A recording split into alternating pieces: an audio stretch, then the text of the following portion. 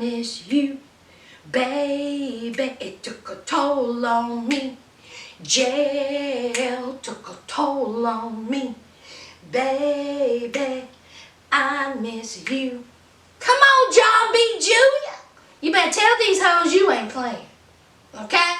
No, good.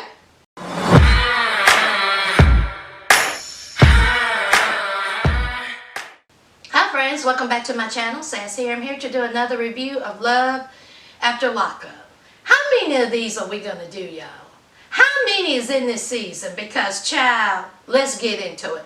Now, let's talk about Glorietta and John B. Jr. Honey, he gonna get him a record deal. Now, listen here, John B. Jr. I'm gonna help you out, okay?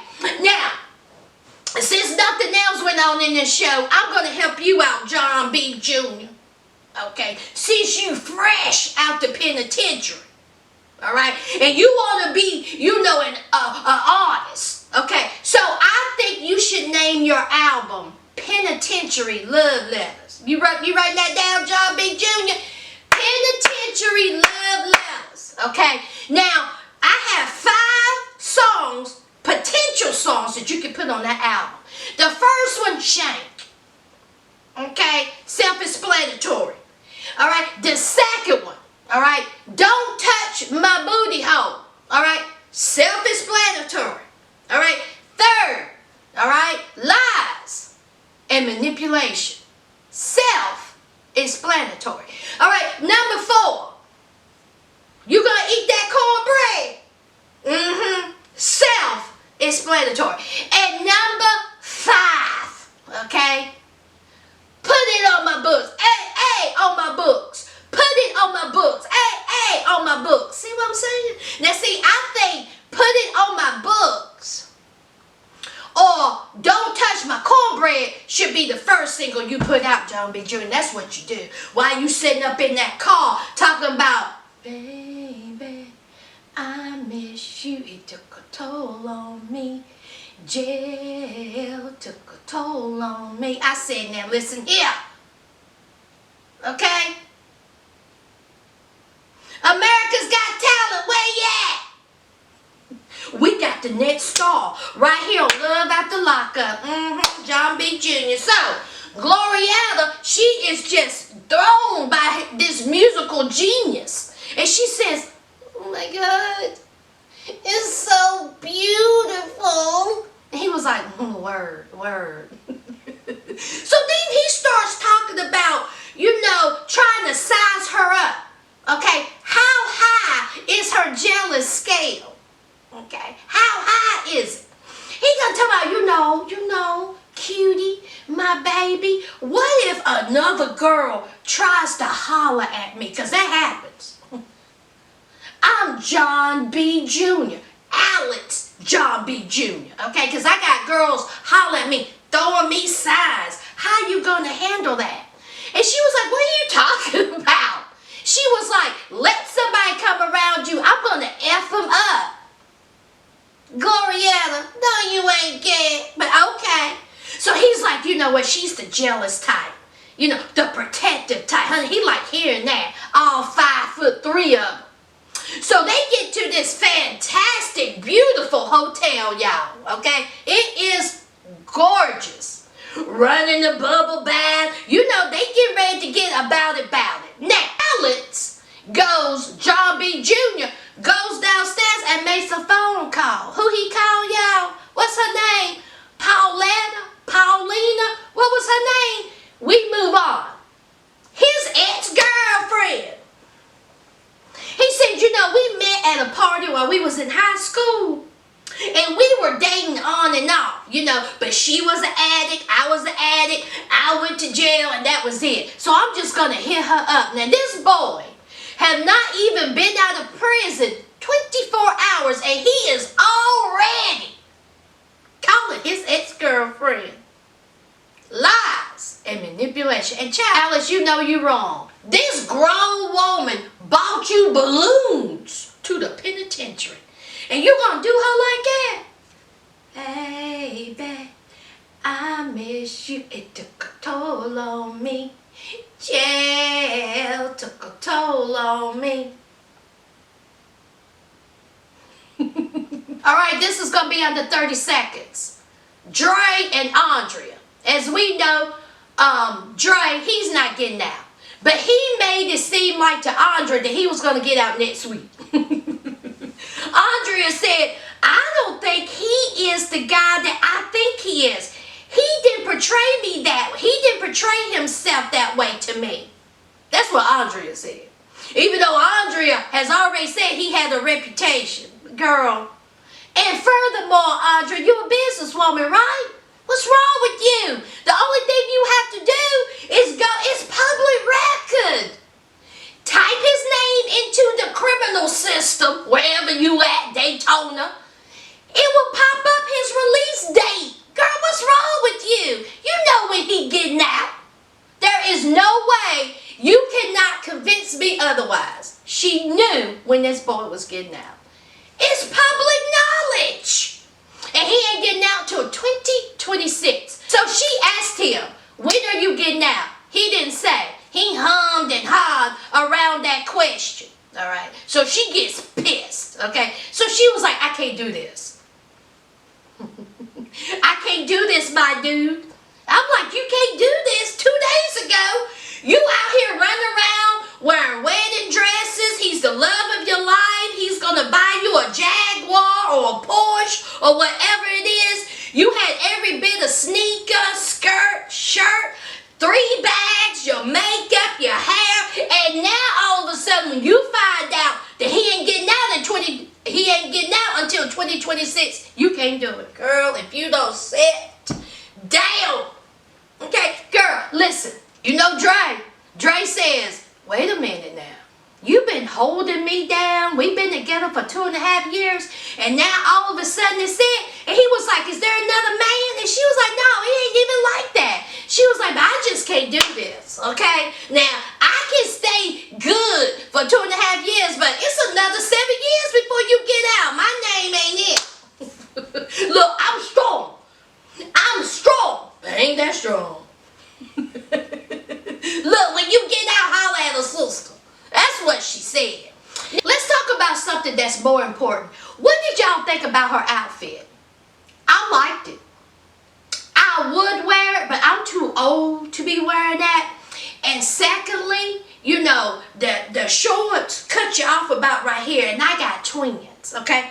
This is Alex and this is Matthew, all right? So if I was to put on those boom boom shorts, Alex would have leaned over to Matthew and said, you done lost your damn mind. So, you know, I can't wear something like that. But it was cute. Now, if it was 20 years younger and my body was tight and right, child will rock that outfit. But anyway, what y'all think about that outfit? That was the most interesting part of Andrea and Dre's conversation. Let's move on. Real quick, Cheryl and Josh.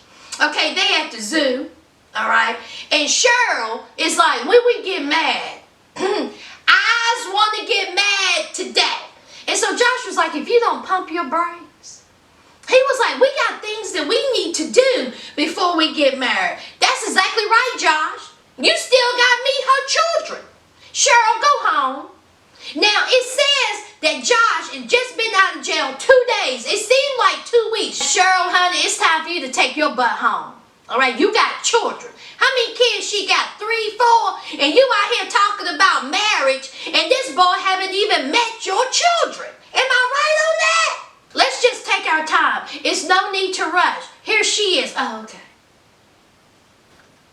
So, of course, Cheryl, she gets in her feelings. And she was like, you know what? She was like, this whole time when you was in jail, you was talking about how we're going to get married. When you get out, it's going to be me and you. And now you changing your tune. That's right, Cheryl. He is changing his tune. He don't want to marry you because he knows your elevator don't go all the way up to the top.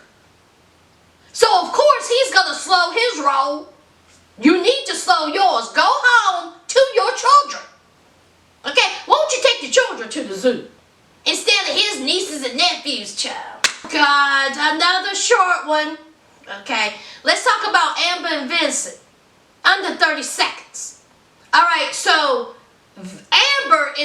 some type of way about Vincent because she feels like there's something about Vincent.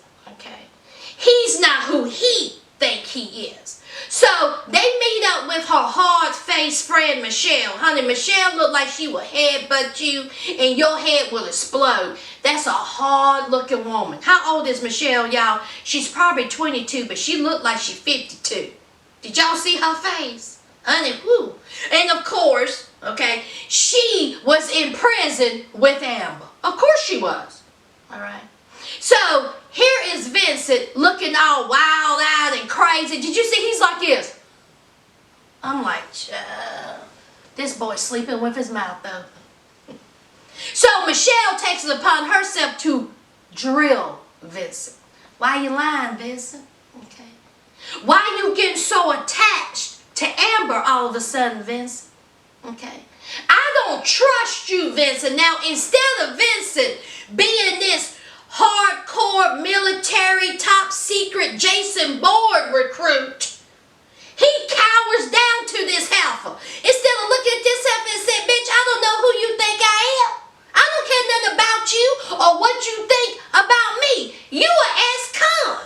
Okay? What me and Amber got going on, why I'm trying to manipulate Amber, why I'm lying to Amber ain't got nothing to do with you, hard face.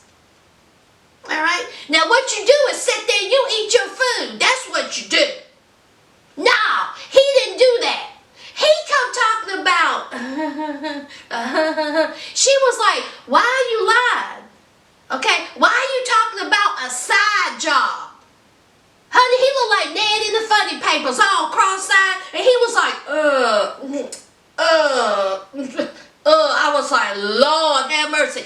And y'all producers want us to think that he's a Jason Bourne, military, CIA, top secret person. Con artist. Okay, something's not right with Vincent. Okay, other than him being a PUSSY. Child, I said, what is going on? So he cowers down to this Michelle. Okay, oh my God. Oh, how do I miss Latino Heat and Brittany? And what was her homies' names, y'all? Boy, do I miss them. Okay, see, I see what y'all was trying to do. Love after lockup. Okay, see, we had the top tier. We had Latino Heat, Brittany, Amanda, and what was the other girls? They right here. So Love after lockup was like, okay, we're gonna bring in some more like it. You failed. Okay, you done brought in Amber and Vincent and hard-faced Michelle. They can't match up to Latino Heat and Brittany. If y'all don't go somewhere and jump off a cliff. So Michelle says that he's full of lies and she don't trust him. Okay, and so Amber and hard-faced Michelle go outside to smoke. Here comes Vincent.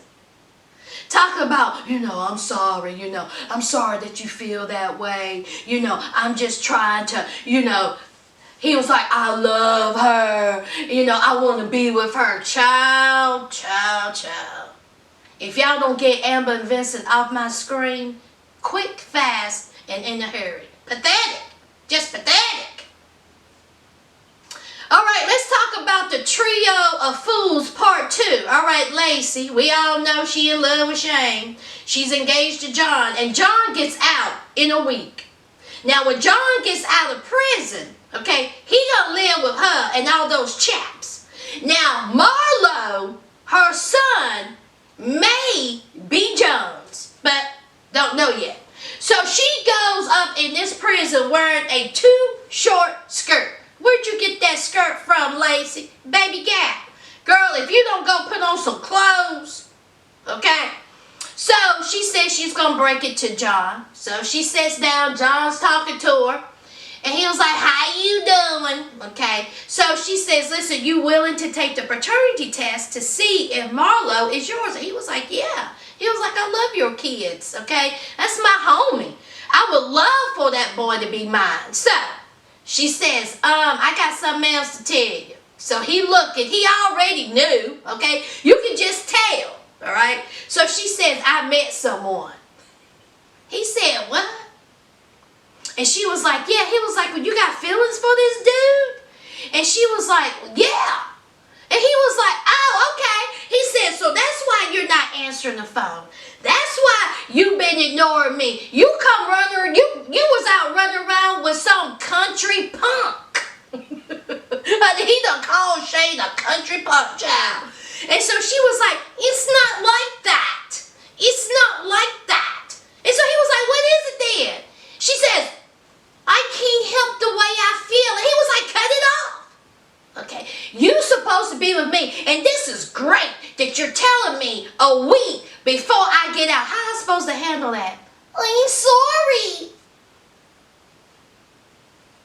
I'm sorry. He was like, girl, if you don't get on out there with that.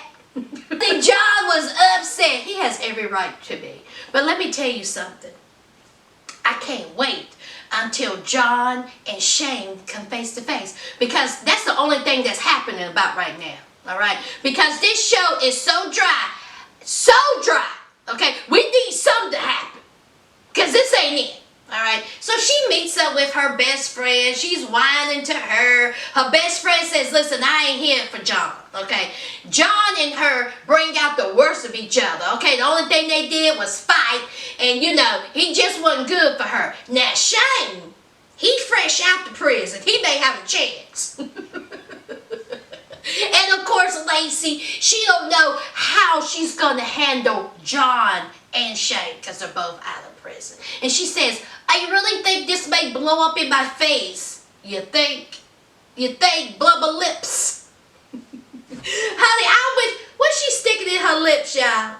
Y'all see her lips? Child, a whole mess. All right, let's talk about the best part of the show. Let's talk about Long Tooth Angela Saber and her stupid ass friend Tommy.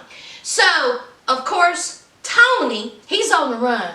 Get ready, get ready, get ready to run. Okay? So Angela put on her little dress, and she was like, listen, he is probably at his job, okay? Because the women he work with be flirting with my man Tony. And I got a feeling that Tony is with another woman. Who that woman? The woman that worked with him at that hotel motel in the housekeeping. Child, did y'all see that hotel motel? Honey, what was the name of that hotel? Trucker Inn. That's the name of that hotel motel. Honey, you know that hotel motel is right off of the interstate. You can get a room for $35 a night. Now, you may not wake up the next morning,